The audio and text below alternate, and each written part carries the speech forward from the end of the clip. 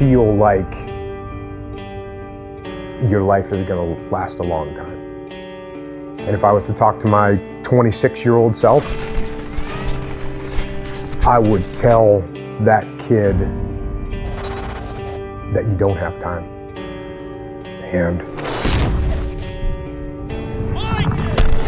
And you don't know when it's gonna end.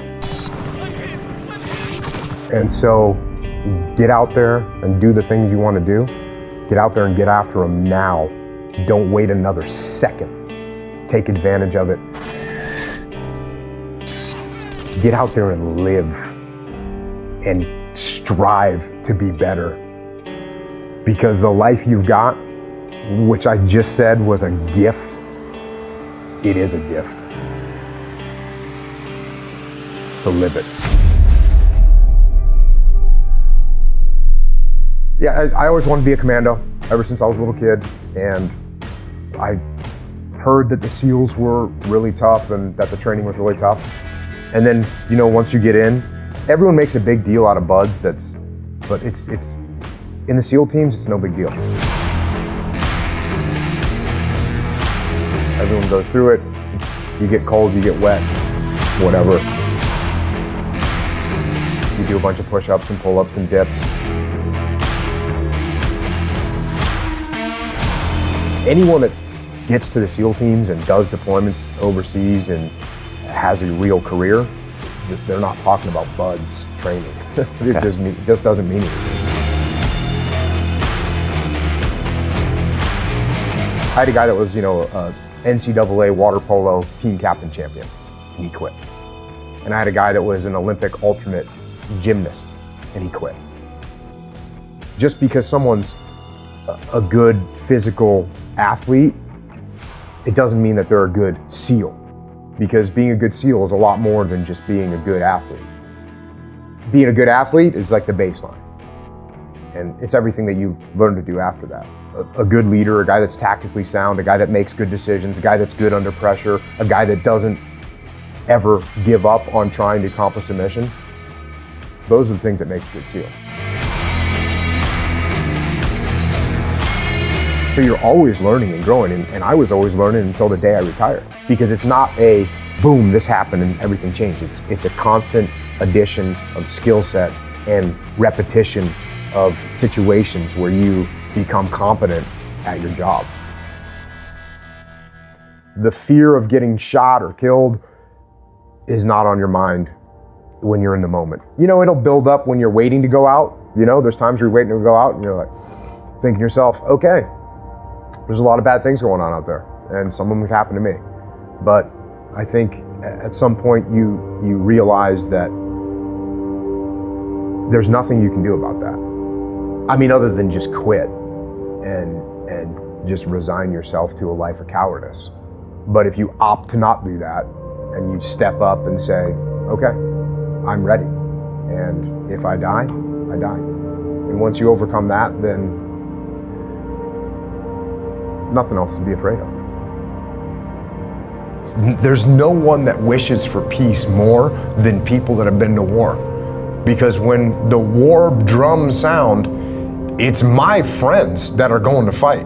That's who's going to fight. It's my friends that are going to put their lives on the line. So when the war drums sound, the people that have been to war are the ones that actually say, let's think about this first. Because like I said before, and like everyone says all the time, and they say it like it's no big deal, but war is hell. When you take an 18-year-old kid and you're gonna go put him in a situation where he's gonna have to kill people and possibly get wounded or possibly get killed himself, that's a traumatic experience. And so before you do that, you should think about why you're doing it and understand if the people have the will to fight. And the will to fight, as I've said many times before, the will to fight is the will to kill, and it's the will to die. And those are some pretty big wills that you need to have. Almost immediately, we're going to memorial services for Army guys, Marines that are killed, which, was a rude awakening. So That's the welcome to Ramadi. The welcome to Ramadi is, you're gonna go and pay your respects to some guys that were just killed. And there's firefights in the city. So we're just across the river from the city. There's firefights in the city all day. There's firefights in the city all night. We're on the rooftop of our building. You can sit there and watch tracer fire go back and forth. We're shot at from, across the riverbank. It was legit. It was legit combat. It was a legit bad scenario with sustained combat operations. How do you lead your men through that when you know they're dealing with not only the funerals, which definitely take a psychological toll, but then even that just constant firefighting over there? I mean, do you have to switch up your gear and think, okay, I got to lead stronger or maybe a little easier in certain scenarios? Are you changing a little bit? You do have to modulate your leadership. And you have to do that if you're in the business world. You have to do that if you're leading any kind of team. You've got to modulate, and you got to recognize when your guys need to be pushed and when your guys need to be not pushed and given a rest. So you're constantly doing that, regardless of what kind of team you're leading. And in combat, I say all the time, it's amplified, because if you push your guys too hard in combat, they're gonna break. Whereas in business, maybe they make errors on something, or maybe they do snap. I mean, it does happen in the business world where people can't take it anymore. But in combat, it'll happen very quickly. And so, you're constantly modulating and taking measure of where your guys are at. And, sometimes I didn't do a great job of that. Sometimes I went a little far and said, ooh, wow, I just saw the look on that guy's face. He needs a rest. And I should have recognized that earlier. And, you make mistakes, no doubt. What I had on my side was I had experience, and I had paid attention to my elders when I was a kid. And when I was getting trained and there was no war going on and it was the 90s, and I'd hear a guy, someone whose name you'll never hear, but a guy that if you're in the SEAL teams, you know who that person is because they were a legit badass Vietnam war hero. You'd hear them say something, I would hear them say something, and I would collect that and I would hang on to it. That's what prepared me, was that experience of growing up with listening to my elders. The SEAL team doctrine wasn't written down anywhere. It was all word of mouth and passed down from generation to generation that way. And making sure that you're not being cocky, making sure that you don't have the attitude that you talked about earlier of, we're always going to be better than the enemy. We're always going to win, because you're not always going to win. And especially if you think you're always going to win, then you're not going to prepare that the way you should. You're not going to give everything you can to your training to making sure that you are prepared for that moment when it comes. And it might come once on a deployment, it might not come on a deployment, and it might come on a daily basis. The sentries that are trying to hold down the fort and protect would take cover from all this enemy fire that was coming at them. In would come a big suicide vehicle-borne IED, truck-loaded bomb, and they would just drive right into the compound and detonate themselves and kill dozens of people.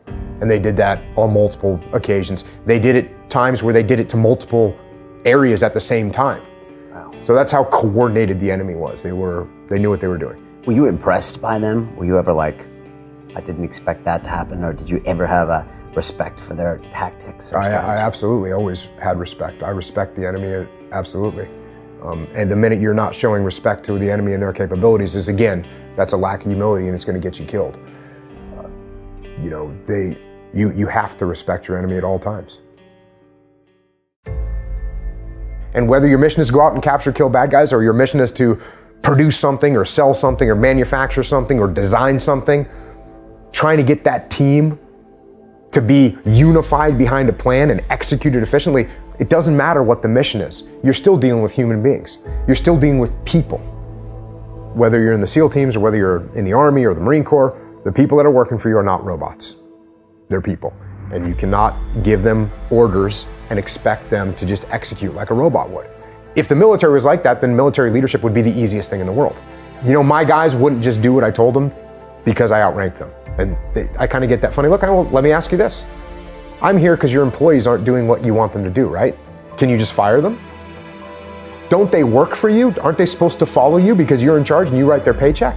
But all of a sudden they're not doing what you tell them to do. Why is that? It's the same exact reason, because they're people. And guess what? People want to own their own destiny. They want to be in charge of what's happening. They want to take ownership. They want to create the plan. That's how they want to go through life. They don't want to go through life being treated like a robot. They want to be treated like a human. So don't talk to me about, oh, well, it was easy for you because you had these highly trained, highly disciplined, Terminator robots that work for you. Not true. In fact, the opposite. I had a bunch of hard-headed, the guys that you talked about earlier, I had a bunch of hard-headed, very determined, thick-skulled guys that, I had to get them to do what I wanted them to do. I had to get them to want to do what I wanted them to do. I had to make them think that it was what they wanted to do. That's the goal. That's what leadership is. And the worse your plan is thought out, the less response you're going to get. And just like in business world, the less input I get from you as we create this plan, the less apt you are to execute it correctly. So when it comes time, when you have to go execute something, I want you to plan it. I'm not going to plan it for you. I want you to plan it. Now I'm going to come and check out your plan, and we'll collaborate to make sure it's the best plan, because maybe I have more experience than you, or maybe I have some strategic vision that you don't have. But I want you to plan it. That way you own it. And if you own it, when you go to execute it, you're going to put that much more effort into it. That's hard to quantify, but that's real. That is real. If you come up with a plan, you're going to put more effort and more pride in executing that plan than if I come up with a plan and I give it to you and tell you to execute it. That's just a reality. I don't care who you are. That's a reality. Ordering people to do things does not work. You actually have to lead them. And that's another buzzword out there is accountability. You got to be accountable. You got to hold your people accountable. And to me, accountability is a tool. It's a tool of leadership, but it's not the primary tool of leadership. It's actually a crutch. It's actually a tool to use when you don't pull off leadership correctly. So what you want to do, I talk about this all the time. I didn't hold my guys accountable. I didn't, walk down the line and inspect what they were doing. No, I didn't have to hold them accountable. They wanted to do the right thing. They wanted to do what was aligned with the mission. I had to hold them back. Never mind make them do it. And that's what leadership is. It's not about accountability. It's about leading and getting them to lead themselves and getting them to take ownership of things. That's when you've succeeded as a leader, when you're just about out of a job. When you're sitting back and you don't have to do anything because your frontline troops and your subordinate leadership is making things happen with almost no effort from you. And the only time you have to step in is when something's going sideways or you see something getting off track, you got to step back in there. But the ideal is that you can sit back, observe, start looking at what the other strategy is, what to do next, other problems, other parts of the world, but you can just let your people do what they want to do because they want to do it. Not because you have to breathe down their shoulder and hold them accountable. Not the way to lead. And to that same young man that wants to be a SEAL, the guys that want to be like Jocko one day, what do you tell that 20-year-old that sees this thing and says, I want to go do that? Well, first of all, don't try and be like me. Be better than me. Crush me. Make me look like a baby. That's what you do. And don't talk about it. Don't mull it over. Don't plan for it. Just get after it. Just get after it. Make it happen. Use your force of will to make it happen. As a human being, the strongest thing you've got is your force of will. So take that force of will and make that happen.